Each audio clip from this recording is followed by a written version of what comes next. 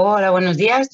Bueno, los que me conocéis, soy Carla de Mediterranean Dive y lo que querría hacer hoy es llevaros un poquito de viaje, ya que estamos bastante encerrados. Para los que no me conocéis, soy bióloga marina, me encanta bucear, me encanta viajar y obviamente parte de mi pasión está en el mar. ¿Vale? Entonces, la idea es un poquito daros a conocer algunos lugares con sorpresa. Son famosos por el buceo y también por otras cosas. Entonces, prácticamente, como todos conocéis, os voy a dar unas pildoritas de lo que es el mar, de lo que supone el mar para nosotros y también qué necesita, ¿vale? Para entender un poquito de lo que os contaré después. Todos sabemos que el mar pues, nos da una serie de recursos, nos da alimento, que seguramente en algún momento todos hemos probado. También nos da muchos medicamentos. De hecho, ahora mismo con el tema del coronavirus, pues hay bastantes que están basados en cuestiones o bien fauna o flora del mar. Nos da protección contra las olas, contra los temporales. De hecho, muchos de los problemas es la falta de esa protección porque nos la hemos cargado. Con tsunamis y todo eso sí que se nota. Nos permite que de alguna manera tengamos un efecto buffer del calor del sol. Hay otros planetas que al no tener agua pues no pueden regular la temperatura y por lo tanto nosotros tampoco podríamos estar. Nos da una sal que nos sirve para conservar, nos da también, es parte de nuestro sistema, de nuestro organismo, pero también necesita algunos recursos para poder funcionar de una manera diferente. Necesita luz, que la mayoría del tiempo es la del sol, que ya viene parada, digamos, por la atmósfera, pero necesita luz. Necesita también una cierta temperatura para funcionar como ecosistema. No vale ni muy caliente ni muy frío, pero os daré una sorpresita después porque hay algunos que sí que son capaces de vivir en temperaturas y en condiciones extremas. Eh, a nivel de sales, también, como todos los organismos, tiene un rango de salinidad en el que puede funcionar, necesita nutrientes y obviamente condiciones de claridad, etc. ¿Vale? Es un resumen muy rápido. Me quiero concentrar un momento en qué nos aporta a nivel humano el mar en estas condiciones un poquito de cambio climático, etc. ¿Vale? El, el mar y todos sus océanos y componentes muchas veces se habla que son un sumidero de carbono. ¿Y eso qué quiere decir? ¿Vale? Un sumidero de carbono, prácticamente sumidero, pues como el de nuestras casas, es lo que baja por allí, ¿no? Lo que perdemos y ya no lo perdemos de vista, ya no sabemos dónde está. Si pensamos un poquito de qué estamos hechos, eh, es carbono. Es carbono. Nuestros esqueletos son carbonato de calcio, nuestras moléculas, desde las proteínas, todas están de base de carbono. Y bueno, pues todos nosotros, todo nuestro planeta está muy basado en lo que es la existencia del carbono, con otros minerales y otros componentes que también son importantes, ¿vale? Pero el carbono es súper importante. Y cuando hablamos de un sumidero de carbono, ¿qué quiere decir? Que de alguna manera nosotros al ir creciendo, imaginaros, para hacerlo fácil, pues vuestro esqueleto, ¿no? Somos pequeños, tenemos un esqueleto que va creciendo. Para ir creciendo tenemos que incorporar carbonato de calcio para que ese esqueleto crezca. Eso ya es un sumidero de carbono, ¿vale? Tomamos el carbono que está afuera, ya sea de una manera atmosférica que de una manera más sólida, y lo incorporamos en el nuestro. Ese carbono ya no se va a ningún lado, ¿vale? Hasta que obviamente nos muramos y entonces, bueno, pues entra en otro ciclo diferente.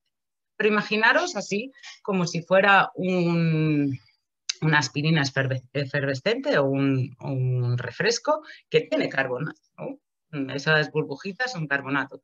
¿Y qué suele hacer la aspirina? Se disuelve, ¿no? Pues imaginaros que vuestro esqueleto en ese proceso, por lo que sea, entra en efervescencia. Prácticamente, por lo que sea, suele ser pues, algún tipo de ácido que hace reacción con ese carbonato y lo convierte en burbujitas. Pues esto es lo que pasa con la acidificación del océano. ¿Vale? Si ese esqueletito lo transformamos en, por ejemplo, un coral, pues ya no va a poder formar o no van a ser tan fuertes esos esqueletos, porque si está sujeto a una presión de este CO2 pululando por allí, no va a ser tan fácil que se asiente como estructura. ¿Vale? Esto es como nota de sumidero de carbono. El océano siempre funciona así, ¿vale? Además, nuestros planetas, os lo voy a dar muy resumido, ¿vale? Porque no es el objetivo de la charla, explicar un poquito el porqué de los sitios que he elegido. Esto es un diagrama, además a nivel de geología marina, en la que se nos explica de una manera muy breve las diferentes partes que pueda tener un océano, desde la placa continental hasta las partes de sumideros, todas las cosas que pueden ir pasando. Bajo el mar, aunque no lo veamos, pasan un montón de cosas, ¿vale? Gracias a las corrientes, gracias a las estructuras que hay dentro, tenemos tormentas, tenemos termoclinas, tenemos subidas, tenemos bajadas, tenemos como si fuera una montaña, pero bajo el agua, ¿vale? Entonces, nos pueden pasar un montón de cosas. Y estas partes geológicas y estos eventos provocan otras cosas, tipo efecto mariposa a nivel de ambiente. ¿Y por qué os cuento todo esto? Porque he elegido 7 sitios en el mundo, desperdigados por el planeta, que si os fijáis dónde están, tienen unas ciertas características, ¿vale?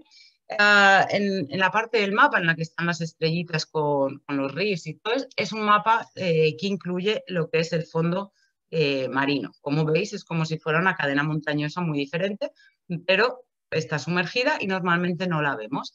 Pero esto es lo que está pasando, ¿vale? Además, en la parte del mapa de abajo, y esto sí que es bastante importante a nivel biológico, las corrientes, por una serie de efectos como el Coriolis, etcétera, y que el planeta se está moviendo, influyen muchísimo en el desarrollo de ciertos ecosistemas a nivel mundial, ¿vale? Fijaros, por ejemplo, en el número 1, que es Islandia, está como en una zona muy montuosa y además es parte de una corriente famosa, ¿vale? Que es la del Golfo. Entonces, todo junto significará algo, ¿vale? La tridimensionalidad en nuestro planeta es la que define muchas de las condiciones que tenemos bajo el agua y sobre el agua, ¿vale? No es lo mismo la diversidad que podamos tener en una sabana plana, solo de que no quiere decir que es menos importante, pero no es tan abundante y tan diversa como en sitios en los que puede haber muchos nichos, muchos huequitos en los que se puedan meter muchas otras cositas, ¿vale? Paso a la siguiente, que esta es más a nivel humano. Si os fijáis dónde están los puntos, resulta que la mayoría son caladeros de pesca. Caladeros de pesca, que eso a todos nos influye, porque antes o después vamos a consumir pescado, vamos a estar en un sitio. Resulta que, curiosamente, estos lugares también están de alguna manera relacionados con las condiciones que os he explicado antes de tridimensionalidad, de corrientes, y si os fijáis en el mapa de abajo, que son los puntos de upwelling y downwelling, prácticamente es un indicador de riqueza, ¿vale? Están en zonas rojas, amarillas, etcétera, ¿vale? Por lo tanto, estas cositas os las cuento para que las tengáis en cuenta en el resto de la presentación. Si luego alguien tiene alguna pregunta, pues obviamente no tengo ningún problema en entrar en detalles de cada cosa. Pues allá vamos. Voy a empezar con Islandia. Volcanes submarinos. Islandia es famosa por tener una actividad geológica en la parte de la isla increíble, ¿vale? Esta actividad geológica, ¿qué pasa? Que también se transfiere a la parte sumergida. Está en una zona tridimensional importante, es un caladero de pesca súper crucial, sobre todo para todo lo que es Europa. De hecho, los problemas que tenemos de sobrepesca cada vez se van yendo más al norte, que es porque nos hemos acabado prácticamente el stock que tenemos en la parte más meridional. ¿Vale? Entonces, Islandia, famosa, un país fantástico, te das un viaje increíble, no tiene mucha población, encuentras lugares súper intocados, digamos así. Pero una de las cosas que a mí me atrae increíblemente, porque creo que es un fenómeno alucinante, pero es que además se puede bucear. Entonces, lo que voy a hablaros son de alguna manera volcanes submarinos. No es exactamente un volcán submarino, porque es lo que se llama un hidrothermal vent, que prácticamente sale agua caliente de un fondo que sí que tiene lava, está caliente obviamente, pero es la única zona en las zonas templadas que podemos bucear una estructura hidrotermal, ¿vale?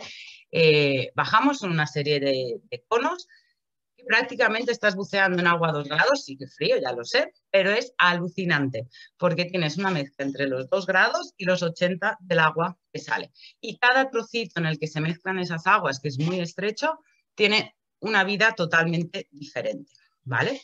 También Islandia es famosa por, estar, digamos, por poder bucear en lo que es la falla entre la placa continental asiática y la americana, con una visibilidad alucinante. Y ya os digo que es alucinante, que no somos capaces en nuestra cabeza de bucear con tanta visibilidad, no lo integramos, ¿vale?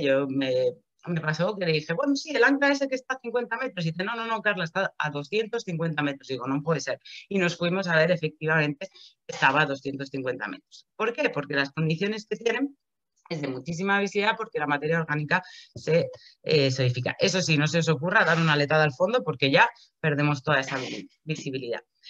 Muchas de esas inmersiones se hacen caminando. De hecho, esta foto en concreto, si veis, es un prado. Dices, bueno, pues ¿qué voy a hacer aquí? ¿Vale? Pues en medio de ese prado es donde pasa la falla y entonces te tiras al agua y pasas a bucear por la falla. Alucinante, ¿vale? Pero esta zona en concreto está muy cerca de estos conos hidrotermales, ¿vale? Es la zona de Akureyri.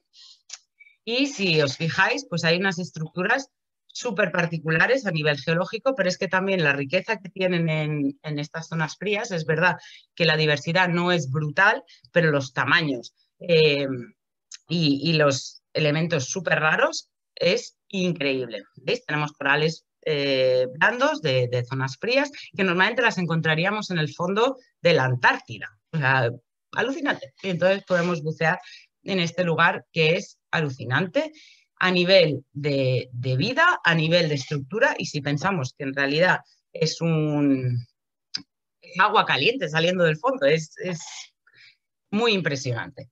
Y además os pongo el punto de que normalmente, como todo lo que pasa en Islandia, está muy asociado al agua caliente. Sales de la inmersión, te metes en una pocita de agua caliente y ves ballenas saltar. O sea que yo os recomiendo, aunque es verdad que hace frío y que no es excesivamente barato, ya os lo aviso también, es un lugar increíble para visitar y ver algo muy diferente de lo que estamos acostumbrados a ver por el planeta, ¿vale?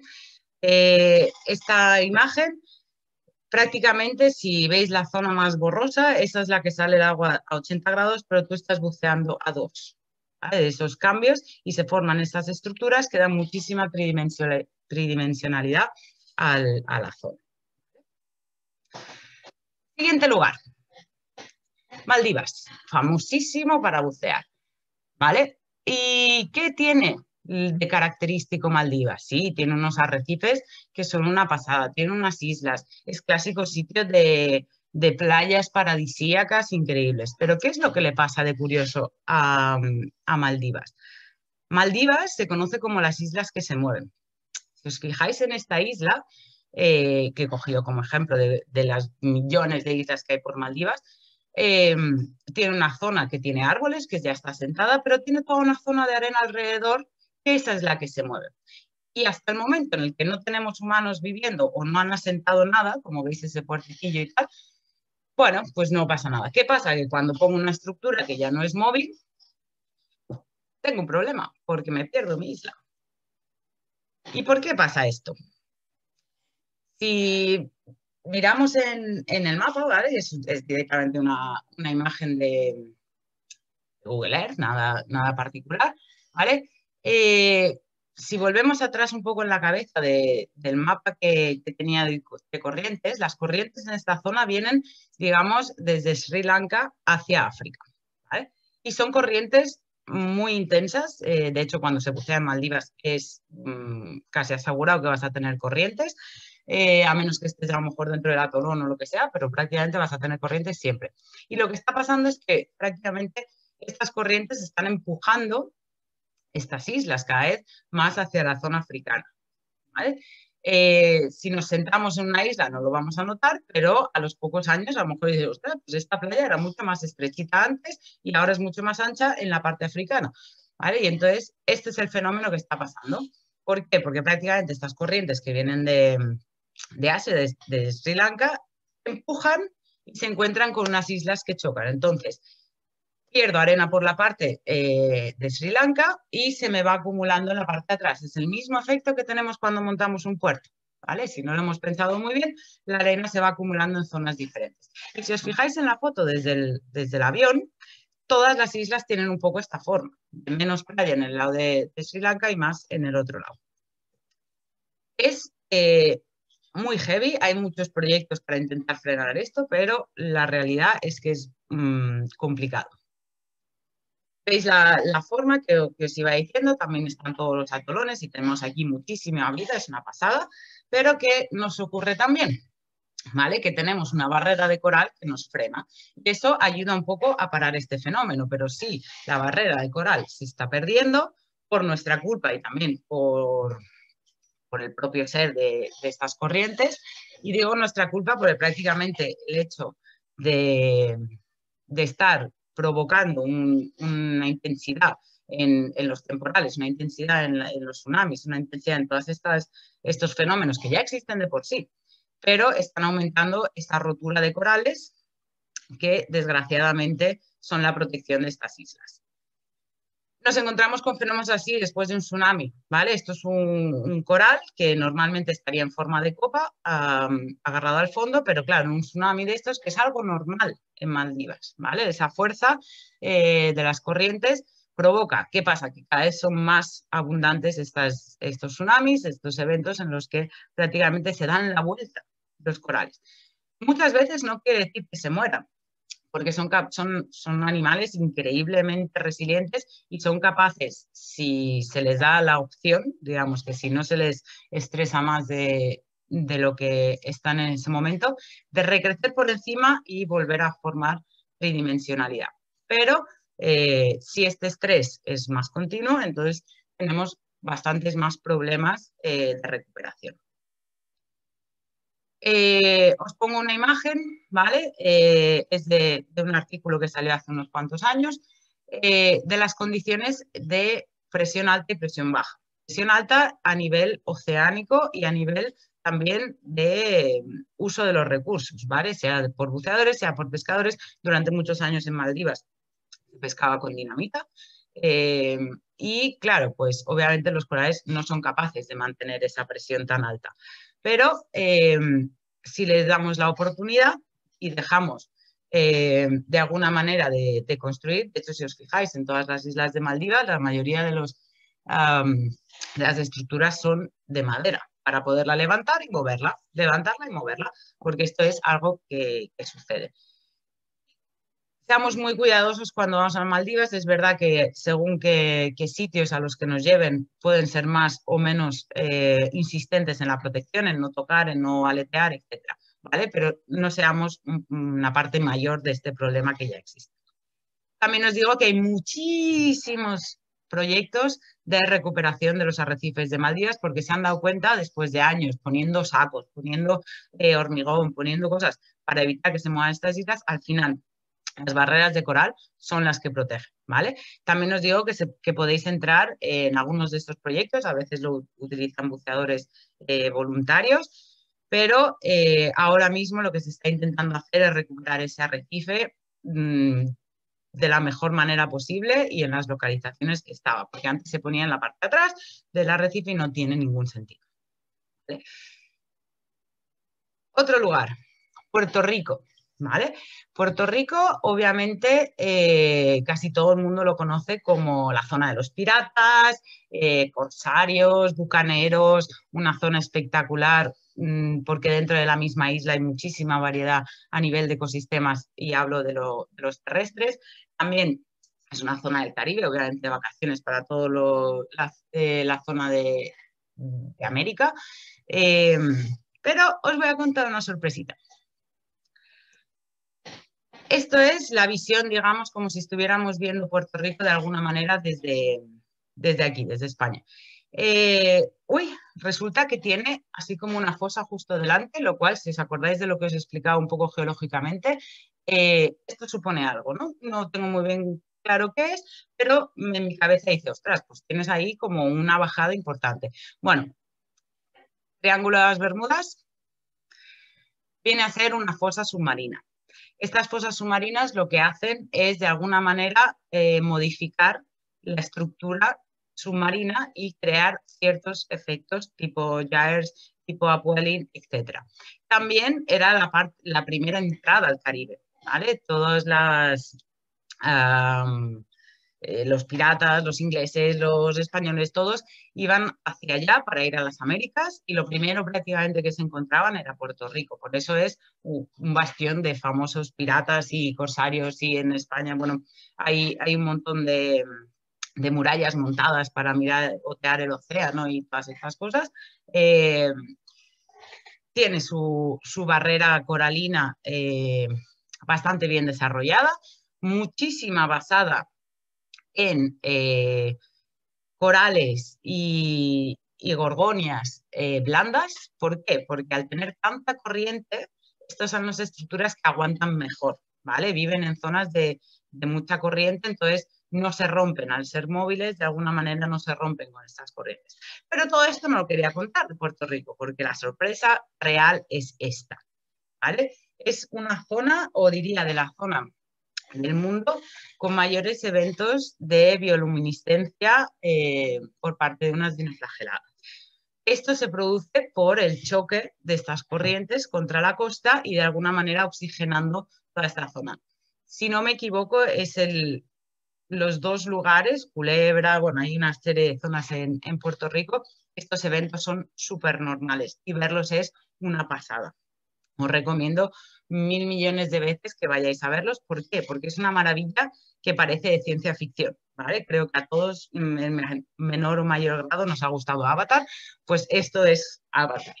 Y de hecho, algunas de las actividades que se pueden hacer, pues ir en kayak, entonces te vas moviendo y esto se va abriendo como un foco de luz, etcétera. Puedes en algunos lugares nadar y es una pasada. ¿Vale? Ya os lo recomiendo. Y esto se produce gracias a esta geología que encontramos en Puerto Rico, golpeo contra la plataforma que sería la isla. Siguiente lugar del mundo, la barrera coralina, famosísima, además en los últimos años desgraciadamente famosa porque se está blanqueando, entre otras cosas, no solo por la temperatura, que es súper importante, también por problemas de acidificación que os explicaba del refresco. ¿Vale? Es como el Amazonas de tierra, ¿vale? La barrera coralina es uno de los grandes pulmones de nuestro planeta que, gracias a toda esta variedad de corales con diferentes algas asociadas, con toda la vida que tiene, nos está dando una cantidad de oxígeno, igual que las praderas de Posidonia. Todas estas estructuras que nos dan oxígeno como planeta nos van bien a los humanos. O sea, somos egoístas y nos lo estamos cargando, no hay mucha vuelta de tuerca. Toda esta zona es la que se define la barrera de coral, ¿vale? La gran barrera coralina. Increíble por las vistas, increíbles por los tamaños de los animales. Este señor, que no me gusta porque pesca, pero veamos la realidad, qué langosta, o sea, es la mitad de este señor. Toda esta zona es súper importante por la cantidad de vida que tiene, por la actividad que tiene. Todas las pelis de niños de mar están prácticamente basadas en la barrera coralina, que es como una gran ciudad en que pasan miles de cosas. En una inversión en la barrera es como podrías pararte y mirar, ya está, no tienes que hacer más porque vas a encontrar siempre algo que te alucine, que sea increíble, ¿no? ¿Qué pasa? En el 2015, de hecho empezó un poco antes, pero bueno, en el 2015 ahí está este famoso evento del bleaching de coral, que prácticamente, para los que no sepáis qué es los corales, sobre todo estos duros, no todos los corales, pero la mayoría sí, viven con unas algas unicelulares asociadas dentro de sus tejidos, que prácticamente les dan alimento a estos corales. El coral le da protección y entonces viven en lo que se llama simbiosis. Y una imagen, por ejemplo, satelital de una barrera sana tiene un tono como entre marrón, amarillento, etcétera, ¿vale? Cuando la situación es estresante, estas algas unicelulares no aguantan más, o sea, por el calor, por el estrés, etcétera, y de alguna manera salen hacia afuera, ¿vale? No voy a entrar en los mecanismos, si es la expulsión del coral o ellas que se marchan, esas cosas así, ¿vale? Pero prácticamente desaparecen de ese tejido. Y encontramos lo que es un coral blanqueado. Ese coral sigue vivo y está de alguna manera a la espera de que entre otro tipo de alga unicelular también, pero que, por ejemplo, sea más tolerante a la temperatura. Y este fenómeno sucede, que a veces sucede, no es algo tan raro, se recupera porque vuelve a tener alimento. Si esta condición no se da y empiezan a recrecerle otros organismos encima, o incluso es como si tuviéramos una gripe, estamos débiles, entonces cualquier infección nos va a afectar. Y este es el mayor problema del bleaching. Por ahora nos está dando el caso, o no es muy abundante que se dé el caso, que animales infectados se recuperen bien. ¿Vale? Pero sí que es verdad que hay esperanza, hay muchos proyectos en los que, por ejemplo, se está trabajando de esta manera, se están haciendo lo que se llama recruitments, que son hacer reclutas de corales para volver a inseriarlos en zonas para que se vayan adaptando a esas temperaturas y a esos cambios y que cada vez sean más resilientes, ¿vale? Entonces, así como en Maldivas es por un tema de protección directa de las islas, aunque tenga una excusa ambiental, en Australia prácticamente es la excusa de salvemos esto, es patrimonio de la humanidad, es el pulmón de nuestro planeta y hagamos todos juntos. Y es súper interesante, hay un montón de grupos que trabajan y la verdad es que hacer inmersiones en la Gran Barrera es una pasada. También os digo, cuidadito, no he vuelto desde el evento grande de Bleaching, por lo tanto, ahí me pillo los dedos, no sé cómo está. Es verdad que hay luces al final del camino, quiero decir que hay zonas que sí que se están recuperando, pero sigue siendo una amenaza importante. Por lo tanto, recomiendo que si en algún momento podéis, toda la zona de la barrera coralina es una pasada, ¿vale? También Australia tiene otras zonas, las más meridionales, que también son muy interesantes si no le tenéis mucho miedo a los tiburones. Vale, siguiente lugar, Mediterráneo, ¿vale? El Mediterráneo es único en el planeta. De alguna manera podemos llamarlo la cuna de la civilización y lleva muchísimos años bajo presión. De hecho, el Mediterráneo muchas veces a nivel científico se utiliza como laboratorio natural. ¿Por qué? Porque al ser un mar cerrado, bastante cerrado, todo lo que pasa está escalado. Es decir, si yo quiero estudiar un fenómeno de qué pasará con el incremento de la subida del nivel del mar, eh, es muy fácil de simular. ¿Por qué? Porque es una zona cerrada y enseguida me salen datos. Si quiero probar algún tipo de experimento para ver si puedo replantar, no puedo replantar, etcétera, enseguida, al ser pequeño, las variaciones se ven muy rápido. Pero aquí no entro tanto en Posidonia, que es una de las grandes del Mediterráneo, que también es otro de los pulmones a nivel mundial, sino que entro en el coralígeno, que normalmente es un poquito más desconocido. Pero el coralígeno, ¿qué es? Es prácticamente, perdón, me vuelvo atrás un momento, si veis la estructura que tiene el Mediterráneo es muy variable, dentro tiene una parte muy profunda, para ser un mar tan pequeño, que siempre ha sido la parte que se ha secado seca cuando se han ido moviendo los continentes, etcétera. Pues esta variabilidad del fondo nos da esas características importantes. Tiene una serie de grupos de corrientes que permiten la entrada, la salida y el movimiento dentro del mar. De hecho, el Adriático, que es un mar muy poco profundo, pero con muchísimos organismos filtradores, de alguna manera tiene una tasa de recambio de agua enorme y se considera el pulmón del Mediterráneo porque filtra un montón de todos los desperdicios y nutrientes que dejamos los humanos. Si os fijáis, hay zonas de producción altísima, por lo tanto es también un caladero de pesca, ¿vale? El hecho de que tenga muchísima producción primaria quiere decir que son algas y cosas parecidas así, es que tengo muchos herbívoros, de los herbívoros tengo muchos carnívoros y de los carnívoros, bueno, acaba el ciclo trófico bastante fácil. Pero me centro en lo que es el coralígeno. Seguro que en algún momento, si habéis buceado en el Mediterráneo, habéis buceado en lugares así. Es una pasada, es una mini barrera de coral, digo mini por el tamaño del Mediterráneo, ¿vale? Y tiene la tridimensionalidad adecuada para que haya una vida increíble. El Mediterráneo es hotspot, quiere decir un punto caliente de biodiversidad en el planeta. Por lo tanto, tengamos cuidadito con ello, que solo hay uno, ¿vale?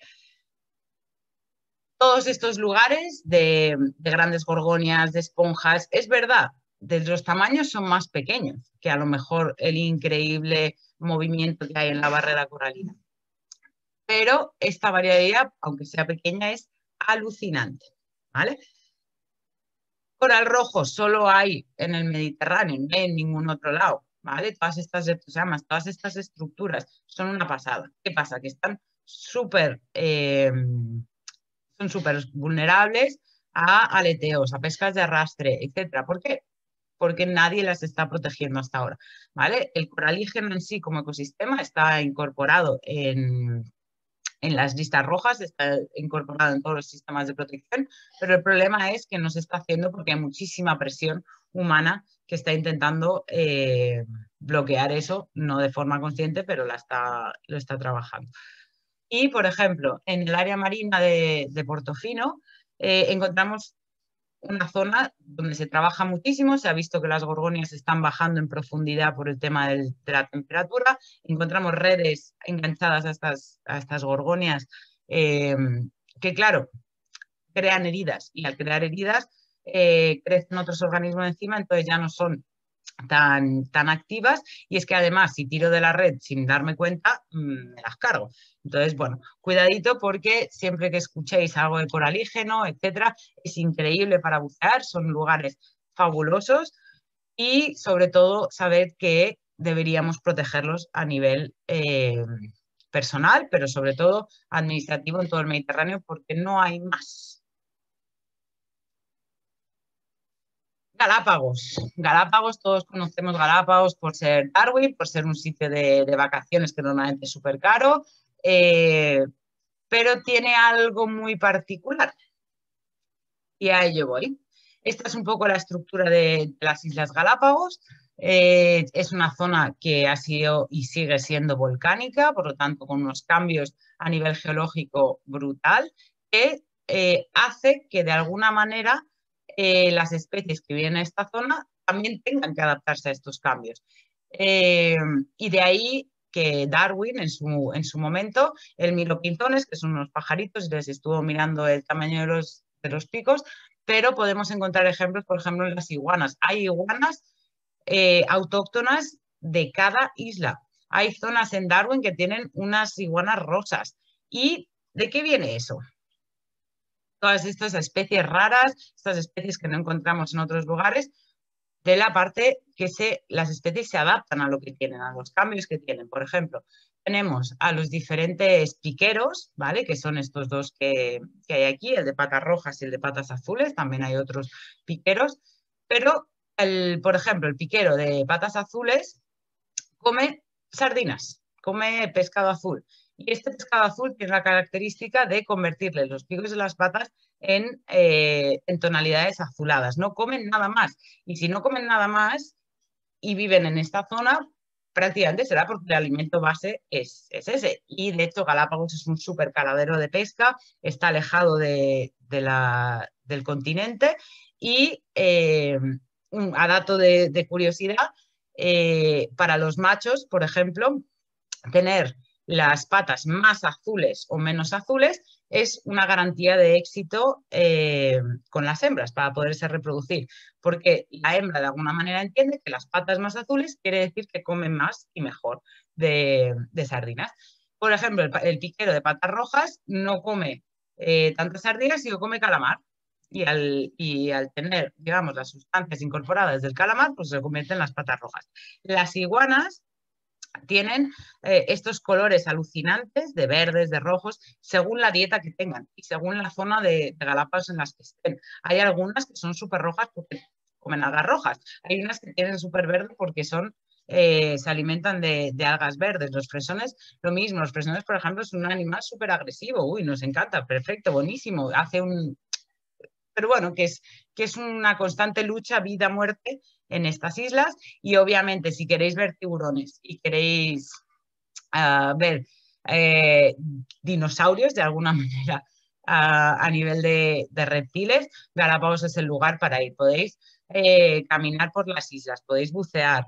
El tema de llegar hasta Darwin sí que es un poquito más caro, pero si hacéis una vida, digamos, unas vacaciones o lo que sea de budget bajo, también se puede. No está tan fuera de la órbita económica que solemos tener cuando viajamos más de mochilero, etcétera. ¿Vale? Pero es un lugar increíble por todas las especies únicas que tiene en ese lugar. Y todo viene por la tridimensionalidad y los cambios de corrientes. Cuidadito pensar que está Galápagos influenciada por dos corrientes importantísimas, una fría y una caliente. Por lo tanto, según qué época y qué día, pues te puede tocar la época más de la corriente Humboldt o de las corrientes más calientes. Por lo tanto, no penséis que vais a estar buceando en agua a 40 grados. Os aseguro que no. ¿Vale? Entonces, sí que fuera hace mucho calor porque está en la zona tropical más ecuatorial, pero bajo el agua ya os digo que no va a ser tan caliente. Es verdad que puede llegar a 28 grados, pero no es todo el año. Lo digo por si tenéis en cuenta el frío para ir a bucear.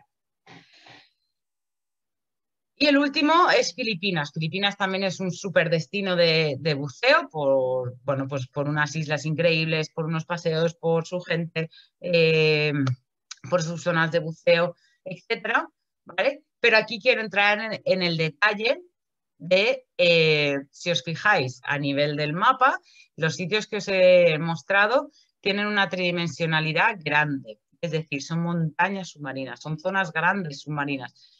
Fijaros en la zona donde está Filipinas, es todo muy pequeño a nivel planetario, ¿no? Son muchas roquitas muy pequeñas, son subidas y bajadas, es como una paellita, ¿no? Pongámoslo así, de granos de arroz, y esto se traduce también en la vida marina. Es la zona en la que nos podemos, si os gustaba buscar a Wally de pequeños, es el lugar. O sea, hay millones de chiquibichos. Intentamos mirar cualquier imagen, cualquier cosa y ¿qué veis en estas imágenes que os he soltado así de golpe? ¿Vale? Voy a ir por algunas. Hay muchísimos camuflajes diferentes, de estructuras increíbles que si no te fijas no vas a ver. Tenemos peces sapo, peces rana, dependiendo de la zona como se llamen, ¿vale? Os los voy a ir dibujando porque a veces no son tan sencillos. Aquí tenemos uno blanco, aquí tenemos uno amarillo que simula una esponja. Aquí tenemos otro azulado que también está simulando una esponja. Curioso, ¿no? Caballito pigmeo, enganchados a los corales, súper pequeños, súper camuflados. Todos lo que llaman los dragonfish, ¿vale? Que serían parecidos a los caballitos de mar. Imaginaos, ¿veis este